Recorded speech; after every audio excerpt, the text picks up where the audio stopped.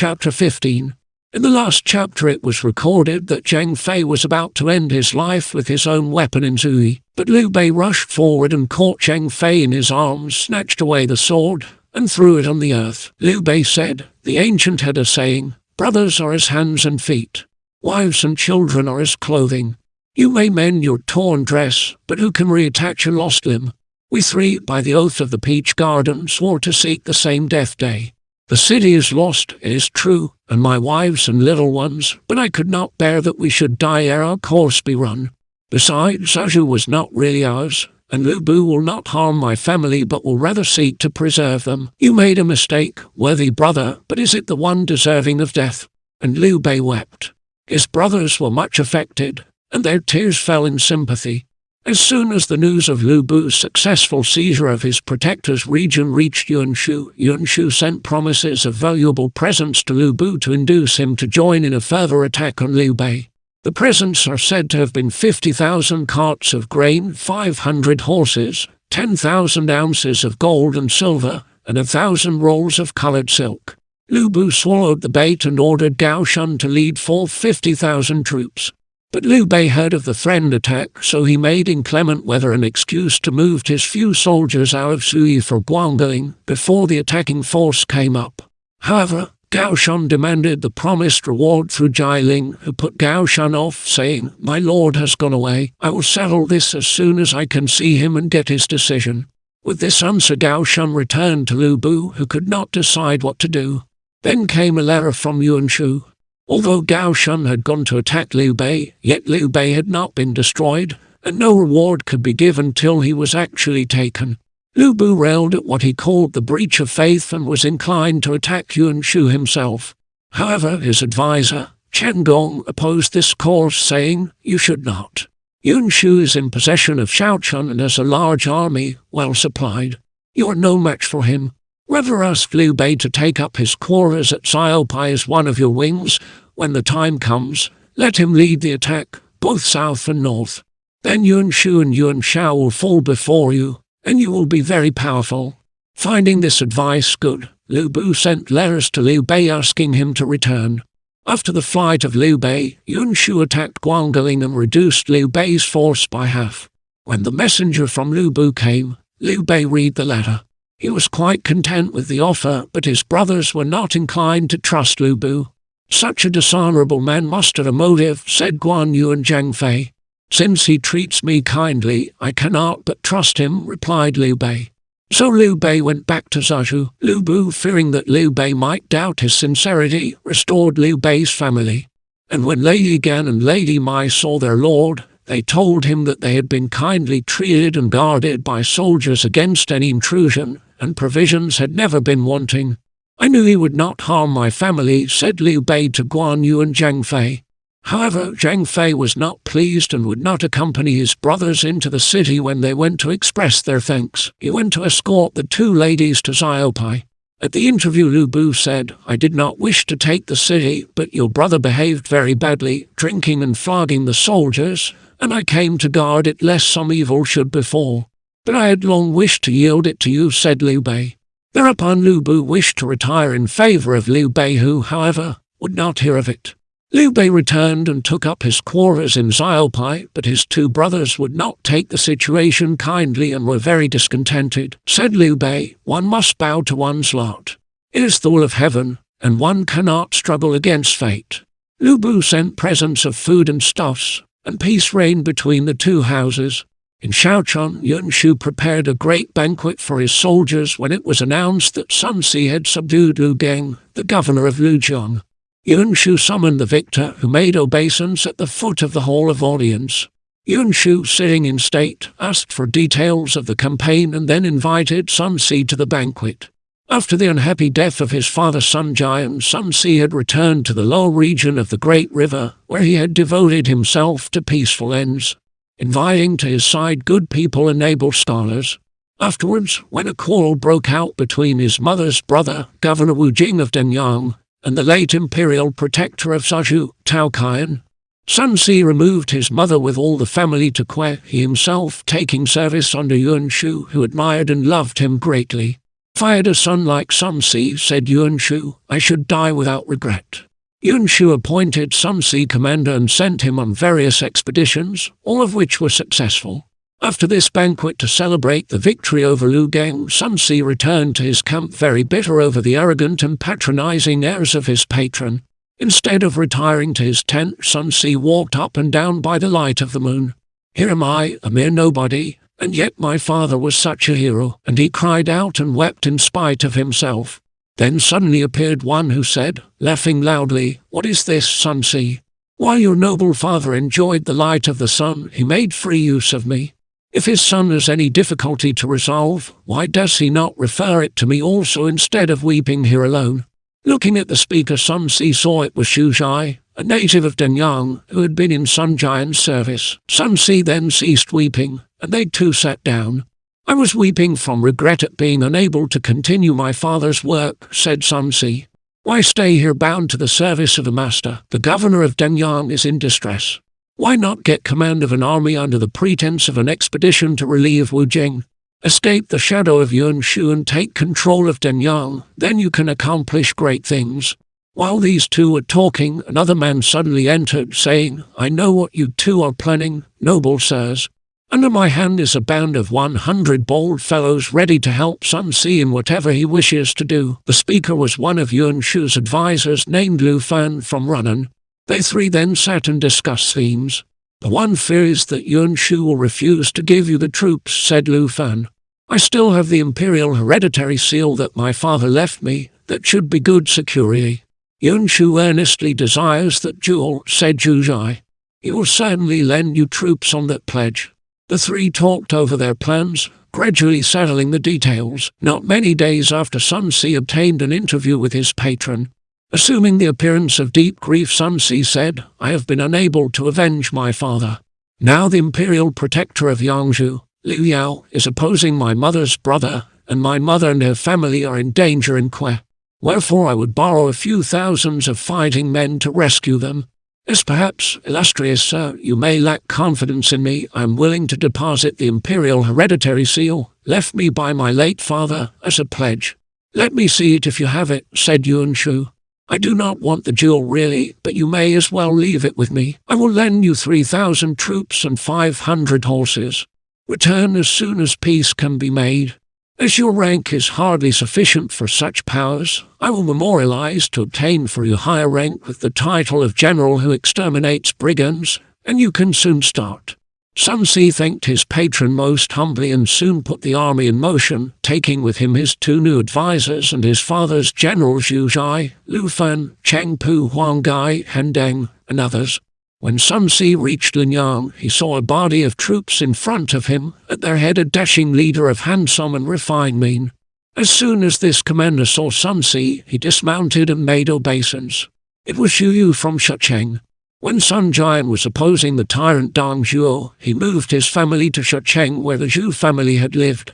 And as Xu Yu and Sun Si were of the same age, all but 2 months, they became exceedingly good friends and sworn brothers, Sun Si being the elder in virtue of his 2 months seniority.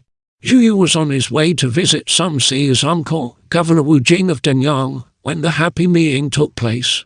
Naturally, Sun Si confided his projects and inmost ideas to his friend, who at once said, "I shall put my whole life and energy to serve you to reach that grand goal." "Now that you have come, the design is as good as accomplished," said Sun Si. Zhu Yu was introduced to Zhu Zhai and Lu Fan. Zhu Yu said, "Do you know of the two Zhengs of Guangling? They would be most useful people in working out your schemes." "Who are they, the two Zhengs?" said Sun Si. "They are men of transcendent genius who are living near here for the sake of tranquility in these turbulent times. Their names are Zhang Zhao and Zhang Hong. Why not invite them to help you, brother?" Sun Si lost no time in sending letters and gifts, but they both declined. Then he visited them in person, was greatly pleased with their speech, and by dint of large gifts and much persuasion, got them to promise to join him. Sun Si appointed them both counselors and generals. The plan of the attack upon Yangzhou region was the next matter for discussion. The imperial protector, Liu Yao, was of Donglai, a sign of the imperial family and brother of the imperial protector of Yanzhou, Li Dai. Liu Yao had long ruled in Yangzhou and headquartered in Shaochun. but Yuan Shu had forced him to flee to the southeast of the Great River. He retired to Quen, now was battling with Wu Jing in Linyang. Hearing of the meditated attack on him, Liu Yao summoned his generals to take counsel. Said General Zhang Ying, "I will take an army and entrench at Niazhu. No army can get past that, whatever its strength." Zhang Ying was interrupted by another who shouted, "And let me lead the van." All eyes turned to this man. It was Taishi Ci who, after helping Kang Rong raise the siege of Beihai, had come to serve Liu Yao.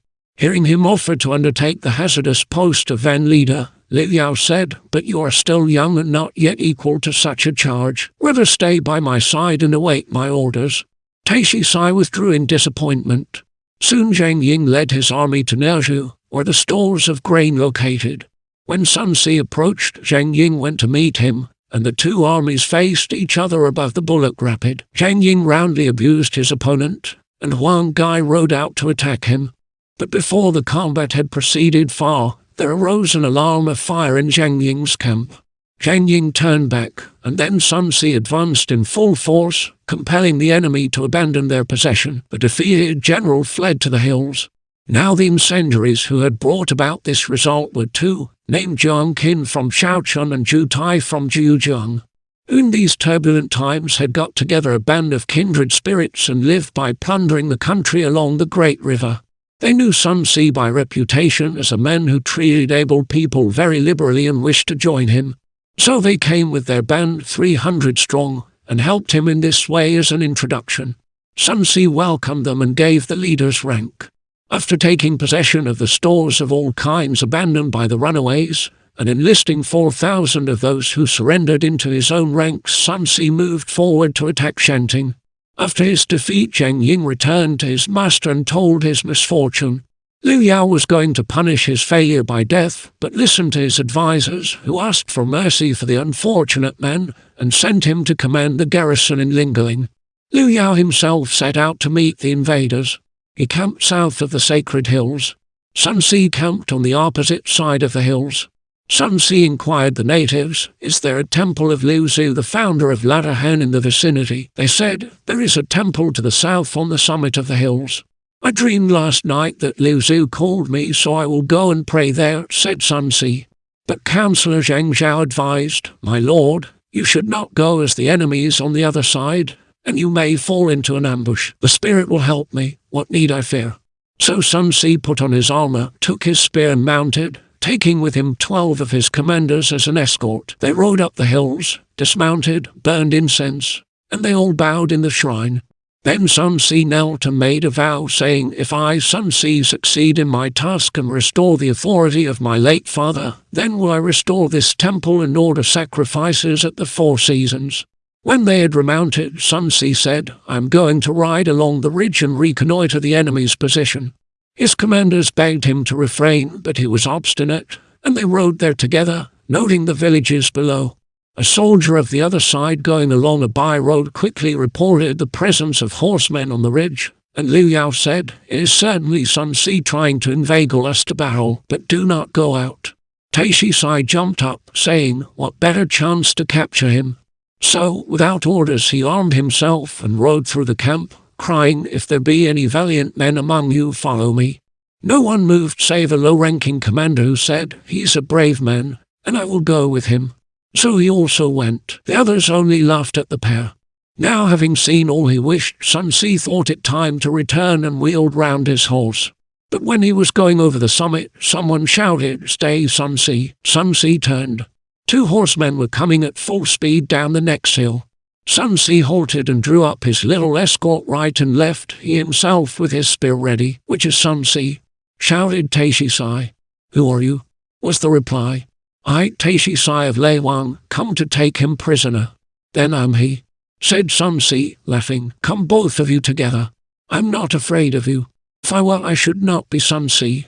You and all your crowd come on, and I will not blench," cried Taishi Ci, putting his horse at a gallop and setting his spear. Sun Si braced himself for the shock, and the battle began. 50 bouts were fought, and still neither combatant had the advantage. Sun Si's commanders whispered to each other their admiration and amazement. Taishi Ci saw that the spearmanship of his opponent showed no weak point whereby he could gain the advantage, so he decided to resort to guile. Feigning defeat, he would lead Sun Si to pursue.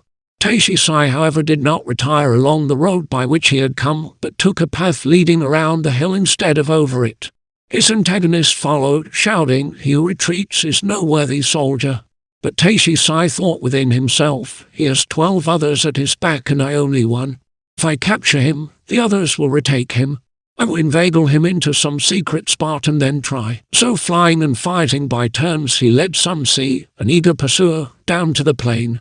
Here Taishi Ci suddenly wheeled about and attacked. Again they exchanged 100 bouts, without result. Then Sun Si made a fierce thrust, which his opponent evaded by gripping the spear under his arm, while he himself did the same with his opponent's spear. Neither was wounded, but each exerting his utmost strength to pull the other out of the saddle, and they both came to the ground. Their steeds galloped off they knew not whither, while the two men, each dropping his spear, began a hand-to-hand struggle. Soon their fighting robes were in tatters. Sun Si gripped the short lance that Taishi Ci carried at his back, while Taishi Ci tore off Sun Si's helmet.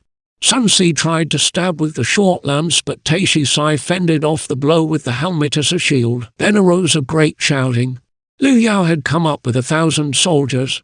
Sun Si seemed now in sore straits. His 12 followers came up, and each combatant let go his hold. Taishi Ci quickly found another steed, seized a spear, and mounted. Sun Si, whose horse had been caught by Cheng Pu, also mounted, and a confused battle began between the handful of men on one side and a whole 1,000 troops on the other. It swayed and drifted down the hillside. However, soon Zhu Yu leading his troops came to the rescue, and as evening drew on, a tempest put an end to the fight. Both sides drew off and returned to camp.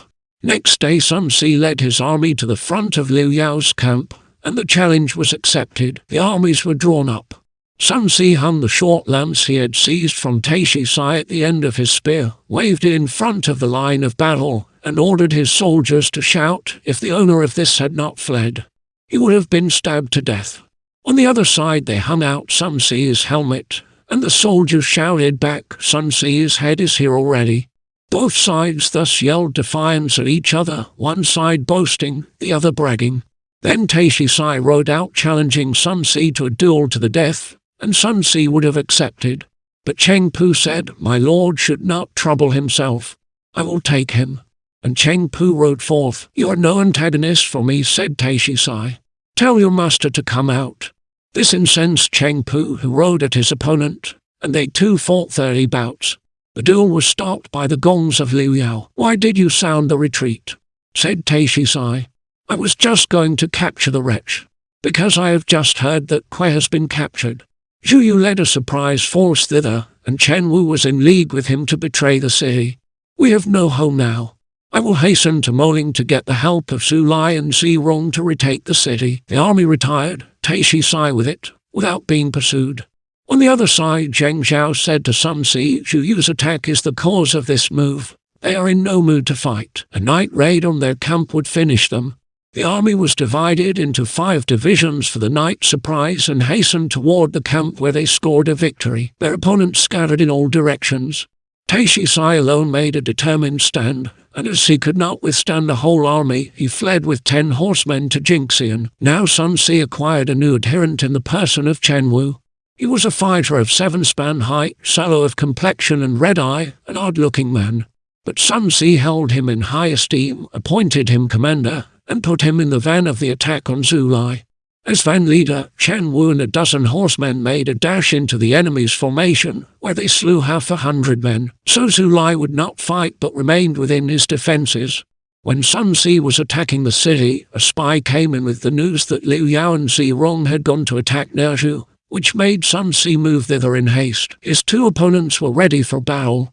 "I'm here," said Sun Si. "You had better give in." A general came out from behind Liu Yao to accept the challenge. It was Yu Mai. But in the 3rd bout, Sun Si made him prisoner and carried him off to the other side. Seeing his colleague thus captured, Fan Neng rode out to the rescue and got quite close. But just as he was going to thrust, all Sun Si's soldiers shouted, "There is a man behind you going to strike secretly." At this Sun Si turned and shouted so thunderously loud that Fan Neng fell out of his saddle from mere fright. He split his skull and died. When Sun Si reached his standard, he threw his prisoner to the ground. And Yu Mai was also dead, crushed to death between the arm and the body of his captor. So in a few moments Sun Si had disposed of two enemies, one crushed to death and one frightened to death. Thereafter Sun Si was called the Young Overlord. Liu Yao had a defeat. The greater portion of his force surrendered, and the number of those slain exceeded 10,000. Liu Yao himself fled to Yuzheng and sought safety with Liu Bio, imperial protector of Jingzhou. An attack on Moaning was the next move. As soon as Sun Si arrived at the moat, he summoned Commander Zhu Lai to surrender. Someone let fly a furtive arrow from the wall which wounded Sun Si in the left thigh so severely that he fell from his steed. Hastily his officers picked up their wounded chief and returned to the camp where the arrow was pulled out and the wound dressed with the medicine suitable for injuries by males. By Sun Si's command the story was spread abroad that the hurt had been fatal, and all the soldiers set up cries of lamentation. The camp was broken up. Zhu Lai, Zhang Ying, and Chen Heng made a night sortie but fell into a carefully prepared ambush. Presently Sun Si himself appeared on horseback, shouting, "Sun Si is here still."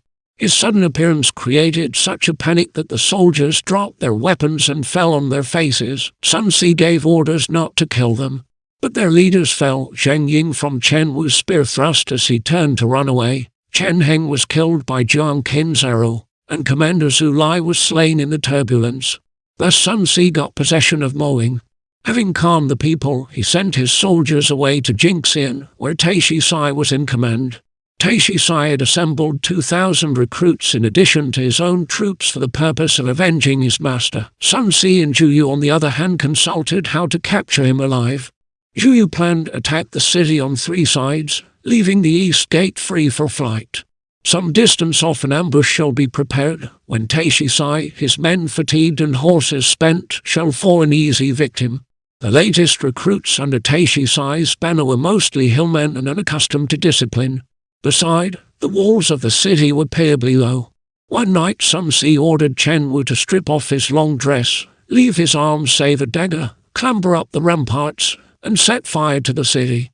Seeing the flames spreading, Taishi Ci made for the east gate and, as soon as he got outside, Sun Si followed in pursuit. The pursuit was maintained for some 15 miles when the pursuers stopped.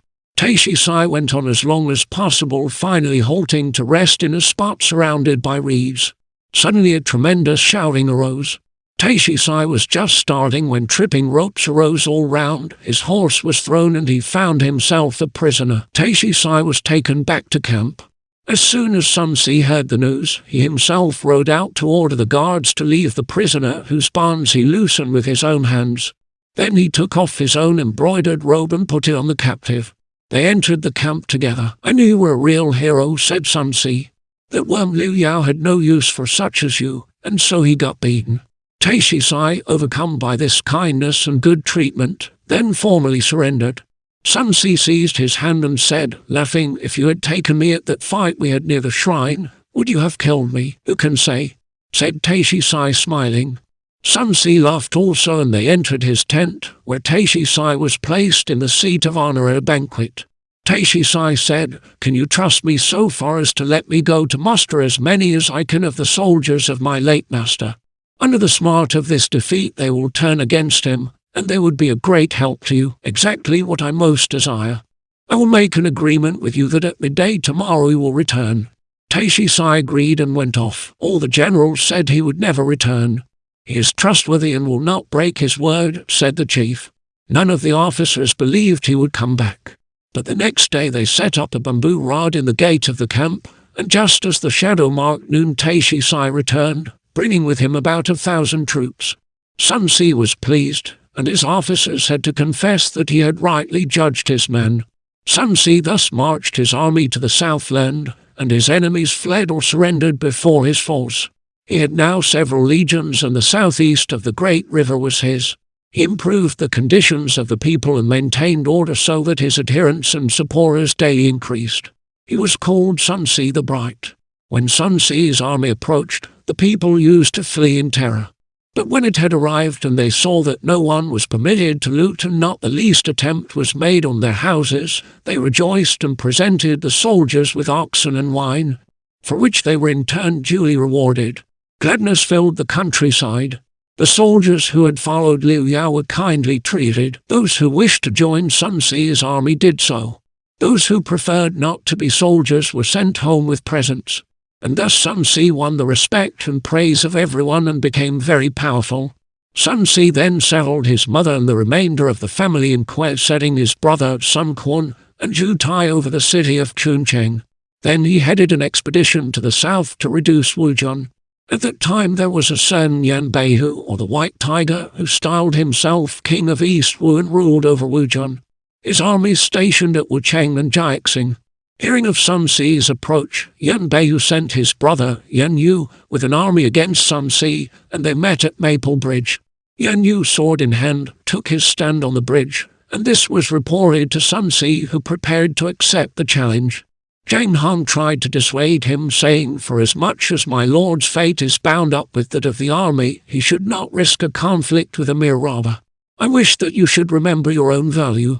Your words, O wise one, are as gold and precious stones, but I fear that my soldiers will not carry out my commands unless I myself share their dangers." However, Sun Ci sent forth Han Dang to take up the challenge. Just as Han Dang reached the bridge, Jiang Qin and Chen Wu, who had dropped down the river in a small boat, passed under the bridge. Though the arrows fell in clouds on the bank, the two men rushed up and fiercely attacked Yan Yu as he stood on the bridge. Yan Yu fled and Han Dang went in pursuit. But Yan Yu smote up to the west gate of the city into which he entered. Sun Ci laid siege to Wuzhen both by land and water. For 3 days no one came out to offer battle. Then at the head of his army Sun Ci came to the west gate and summoned the warden. An officer of inconsiderable rank came out and stood with one hand resting on a beam while with the other he gave point to his abuse of those below. Quickly Taishi Ci's hand sought his bow and an arrow was on the string. "See me hit that fellow's hand," said he, turning to his companions. Even as the sound of his voice died away, the bowstring twanged, the arrow sped and lodged in the beam, firmly pinning thereto the officer's hand. Both sides, those on the wall and those below it, marveled and acclaimed at such marksmanship. The wounded man was taken away. When Yan Beihu the White Tiger heard of the exploit, he said, "How can we hope to withstand an army with such leaders as this in it?" And his thoughts turned toward a peace. He sent his brother Yan Yu out to see Sun Ci, who received him civilly, invited him into the tent, and set wine before him. "And what does your brother propose?" said Sun Ci. "He is willing to share this region with you," was the reply. "The rat! How dare he put himself on a level with me?" cried Sun Ci. Sun Ci commanded to put the messenger to death. Yan Yu started up and drew his sword, but out flew Sun Ci's blade, and the unhappy messenger fell to the ground. His head was hacked off and sent into the city to his brother. This had its effect. Yan Beihu saw resistance was hopeless, so he abandoned Wuzhen and fled. Sun Ci pressed the attack. Huang Gai captured Jiaxing, and Taishi Ci took Wucheng. Several other southern cities were fallen. The territory was quickly subdued. Yan Beihu rushed off toward Yuheng in the east, plundering on all sides, till a band of villagers under the leadership of one Ling Cao checked his career of robbery there. Yan Beihu then fled toward Kuiji. Ling Cao and his son then went to meet Sun Ci, who took them into his service, and appointed them commanders as a reward for their service, and the joint forces crossed the great river. The White Tiger, Yan Beihu, gathered his scattered forces and took up a position at Western Ford, but Cheng Pu attacked him there and scattered the defenders, chasing them as far as Kuiji. The governor of the place, Wang Lang, was on Yan Beihu's side and inclined to support him actively, but when Wang Lang proposed this, one of his officers stood forth, saying, "No, no. Sun Ci as a leader is humane and upright, while the White Tiger is a savage ruffian. Rather capture him and offer his person as a peace offering to Sun Ci." The governor turned angrily toward the speaker, who was an official named Yu Fan from Kuiji, and bade him be silent. Yu Fan withdrew, sighing deeply, and the governor went to the help of the White Tiger, with whom he joined forces at Pinyin. Sun Ci came up. When both sides were arrayed, Sun Ci rode out and addressed Wang Lang, saying, "Mine is an army of good soldiers, and my aim is to restore peace to this region, but you give your support to a rebel." Wang Lang replied, "Your greed is insatiable. Having got possession of Wuzhen, you want also my territory. I shall revenge for the Yuans." This response greatly angered Sun Si. Just as Bao was to be joined, Taishi Ci advanced and Wang Lang came toward him waving a sword. Before they had exchanged many passes, Zhu Xin dashed out to help Wang Lang. Thereupon Huang Gai rode out to make the sides more equal. These latter two were just engaging when the drums rolled on both sides, and a general battle began. Suddenly confusion was caused in the rear of Wang Lang's army by the sudden onslaught of a small army. Wang Lang galloped off to see the attackers were Zhu Yu and Cheng Pu. Then an attack was made on his flank so that he was in a hopeless position, and he and Yan Beihu and Zhu Xin fighting desperately to cut an alley out. Only just managed to reach the shelter of the city. The drawbridges were raised, the gates closed, and preparations made to sustain a siege. Sun Si followed right up to the walls and then divided his troops so as to attack all four gates. Seeing that the city was being fiercely attacked, Wang Lang was for making a sortie, but Yan Beihu opposed this as hopeless against so strong a force outside. "We can only strengthen our position and remain behind the shelter of the ramparts until hunger forces the besiegers to retire," said Yan Beihu. Wang Lang agreed, and the siege went on. For several days a vigorous attack was maintained, but with little success. In a council, Sun Jing, who was the uncle of Sun Si, said, "Since they are holding the city with such resolution, it will be difficult to dislodge them. But the bulk of their supplies is stored at Chadu, distant only some 10 miles. Our best plan is to seize this place, thus attacking where the enemy is unprepared, and doing what they do not expect." Sun Si approved, saying, "My uncle's plan is admirable and will crush the rebels." So he issued orders to kindle watchfires at all the gates, and leave the flags standing to maintain the appearance of soldiers in position while the expedition went south. Zhu Yu came to utter a warning, "When you, my lord, go away, the besieged will surely come out and follow you. We might prepare a surprise for them." Sun Si replied, "My preparations are complete, and the city will be captured tonight."